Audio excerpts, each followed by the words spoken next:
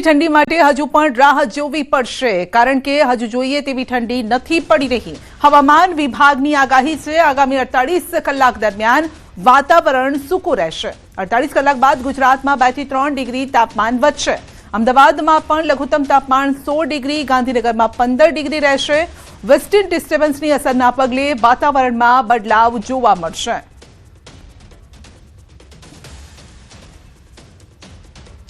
Western disturbance approach कर रहा है। अभी उसकी जो पोजीशन है 55 डिग्री ईस्ट लॉन्गिट्यूड, ये जैसे डिस्टर्बेंस अप्रोच करेगा नॉर्दर्न पार्ट्स ऑफ इंडिया को या उसके पास करने के बाद फिर मिनिमम टेम्परेचर में गिरावट देखने को मिलेगा। हालांकि जो अभी फोरकास्ट है वो 48 आवर्स में नोलार चेंज है, उसके बाद 2 से 3 डिग्री का बढ़ोतरी का पूर्वानुमान है। સુરતના માંડવીમાં પાસ્ટરની ધરપકડનો મામલો છે અને પોલીસ તપાસમાં ચોંકાવનારા ખુલાસા થયા છે। પાસ્ટર સાથે સરકારી શિક્ષકોની સંડોવણી પણ સામે આવી છે, જેઓ ગ્રુપ બનાવી ધર્મ પરિવર્તન કરાવતા હતા। 56,000 સ્ટીરોઇડનો જથ્થો પણ જપ્ત કરવામાં આવ્યો છે।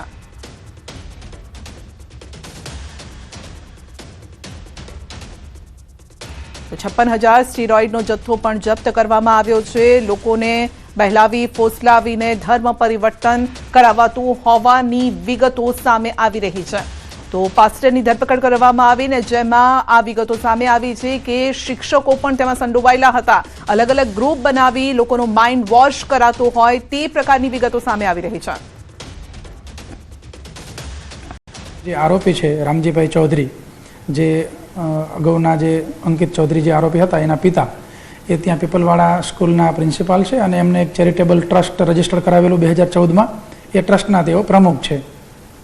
તો જે આ ગેરકાયદેસર રીતે પદ્ધતિ અપનાવીને ધર્મ પરિવર્તન કરાવેલું એ બાબતે રામજીભાઈ ચૌધરીની ધરપકડ કરવામાં આવેલી છે અને ટ્રસ્ટની તપાસ થઈ રહી છે।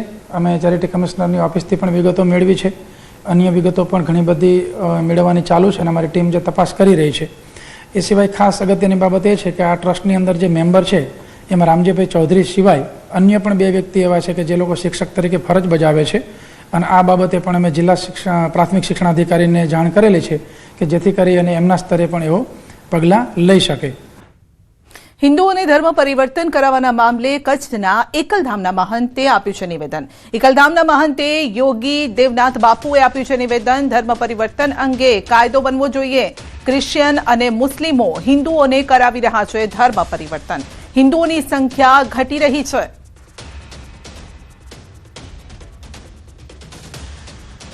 क्रिश्चियन मशीनरीओ खुलेआम धर्म परिवर्तन करावी रही है हिंदुओं।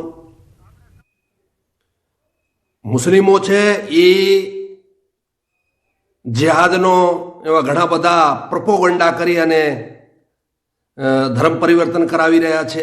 अगर हिंदू अल्पसंख्यक थई जशे आ देशने अंदर तो कोई पण बीजो संविधान ने मानवा माटे तैयार नहीं અને અથવા તો બીજા જે પણ પરંપરાઓ છે એને નિભાવવા માટે તૈયાર નથી। એટલે હિન્દુ સમાજને ચોક્કસ એના ઉપર ચિંતા કરવી જોઈએ। 2 થી 3 એના સંતાન હોવા જરૂરી છે। સાથે સાથે સરકારોએ એક સખ્ત કાયદો બનાવી અને આ જો ધર્મ પરિવર્તન ધડનલેતી થઈ રહ્યો છે એને રોકવા માટે જરૂરી છે। અગર આ નહીં થાય તો આવાવાળો સમય હિન્દુઓ માટે બહુ કપરો રહેશે। મહેસાણામાં ધર્માંતરણ અંગે નીતિન પટેલનું મોટું નિવેદન। તેઓએ કહ્યું છે કે આપણે ઘટી રહ્યા છીએ અને ખ્રિસ્તીઓની સંખ્યા વધતી જાય છે। ધર્મ પરિવર્તન અંગે નીતિન પટેલનું નિવેદન। કડીની બુડાસણ ખાતે આવેલ પંડિત દીનદયાળ ઉપાધ્યાય સંકુલમાં સાધારણ સભામાં આ નિવેદન આપ્યું। તેઓએ કહ્યું છે કે 30-40 વર્ષથી કે આપણે ઘટતા જઈ રહ્યા છે અને આપણામાં વિભાજન છે। તો એ ફોસલાવી હાથ ફેરવી પટાવીને ધર્માંતરણ કરાવી રહ્યા છે। હિન્દુ ધર્મ ઉપર આપણે વર્ચસ્વ જમાવવું, આ વર્ચસ્વ જમાવવા ખ્રિસ્તી મિશનરી બહુ ચાલાકીથી ધર્મ પરિવર્તનનું કામ કરી રહી છે।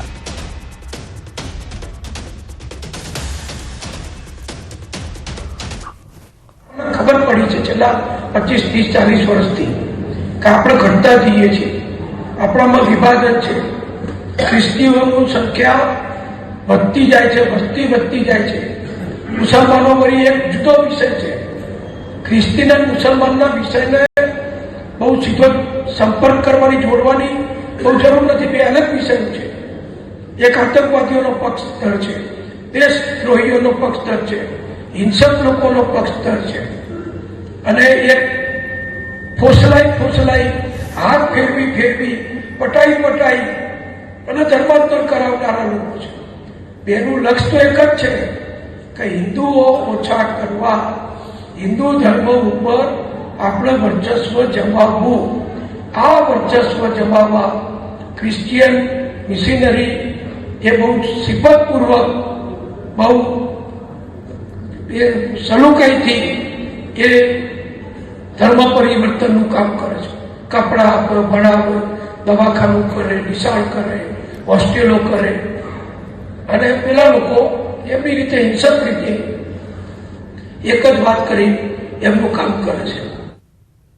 સુરતના પૂર્વ સાંસદ દર્શના જરદોશને મોટી જવાબદારી. જરદોશને આસામ ચૂંટણીના સહપ્રભારી બનાવાયા છે.